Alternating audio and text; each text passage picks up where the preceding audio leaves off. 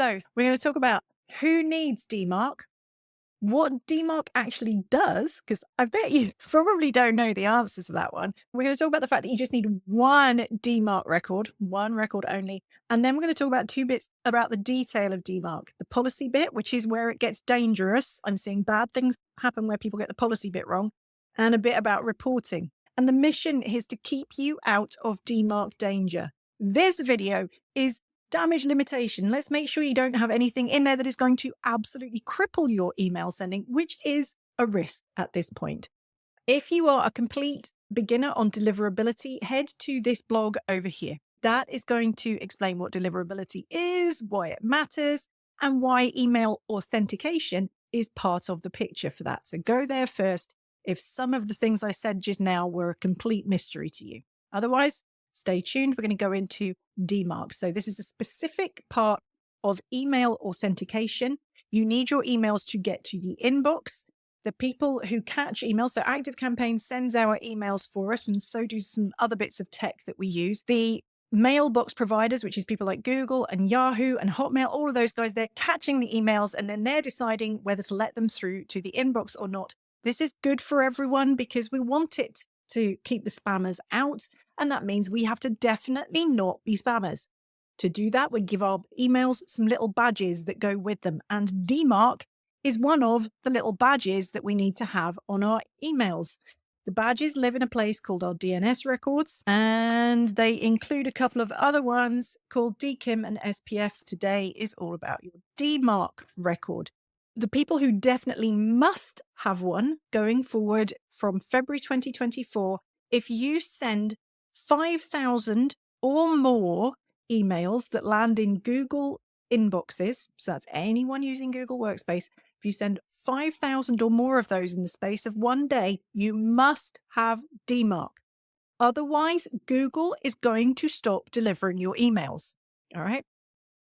You just have to have it. So for me, I might send 2,000 emails in a day at this point in time. I definitely have a DMARC record set up because I don't want to fall foul of Google's rules as we grow. The threshold is 5,000 or more emails that are going to Google handled inboxes during a 24-hour period. And remember that those are not just Gmail addresses or google.com addresses. It's not like that. It's anyone who's using Google Workspace to handle their business emails. I would advise everyone to have it, but just, don't mess it up because messing it up can be dangerous. We're going to get to that. What does DMARC actually do? I bet you probably have no idea. Here's what DMARC does. Each email that comes in to the inbox, if it fails on either one of those, so let's say it doesn't pass on DKIM and it doesn't pass on SPF either, DMARC tells the inbox provider what to do with that email. So the mailbox providers normally, without DMARC, they're just deciding for themselves, what should I do with this email that is missing the DKIM and the SPF? It doesn't have the right badges. What should I do with it? If you don't have DMARC, you're leaving that decision up to the mailbox providers to make for you. What your DMARC record does is give a specific instruction to the mailbox provider that says, if an email arrives with you that doesn't have either of these, what do you want me to do with it? That's what DMARC is telling them. And that DMARC record applies to all the platforms that send on your behalf. You need one DMARC record only. And this is the most common thing I am seeing going wrong for people, is that in their DNS records, they're adding a second DMARC record. That is very bad. You should only have one DMARC record, because that instruction of what should I do with emails that land into me as a mailbox provider that don't have a pass on either SPF or DKIM, what should I do with them? That's one instruction, one DMARC record. Now I'm going to go into a little bit more detail on what a DMARC record actually looks like in the DNS records. This is a DMARC record. It has some other stuff at the front of it. The bit at the beginning says V equals DMARC 1. That tells you this is the DMARC record. If you see 2 records that have this in your DNS records, you need to deal with it because one of them should not be there. This bit here, see the P equals? P stands for policy. This one that I'm showing you where it says P equals none, That is like the minimum viable DMARC record. It's completely safe to use because it's telling the mailbox providers, if an email turns up that fails on both of these, do nothing. My DMARC policy is nothing. I have none. That's safe because you're not telling them to do anything dangerous with emails that maybe you've sent an email that failed on both of those because you didn't quite have yourself together on that. P equals none is a nice, safe, minimum effort DMARC record. The other two options are quarantine and reject. And they kind of do what they say on the tin. If your policy is none, it's like, it's fine, let it in anyway. If your policy is quarantine, that tells the mailbox provider, take this email that did not have DKIM or SPF and put it straight into the spam folder. It's a specific instruction that says if an email looks as if it comes from me, but it has neither SPF nor DKIM, put it in the spam folder. Forget the inbox, straight to spam. That's what quarantine means. The really dangerous one is if it says P equals reject there, that is getting into advanced DMARC territory, and you shouldn't be using it unless you know what you're doing. Because a reject policy says if an email arrives that looks like it's from my domain, but it hasn't got either of these, so it's failed on DKIM and it's failed on SPF, reject it. Do not deliver it. I'm seeing people who they've let some random dude into their DNS records who says they can do DNS, and that random dude is putting P equals reject DMARC record, and they weren't ready for it.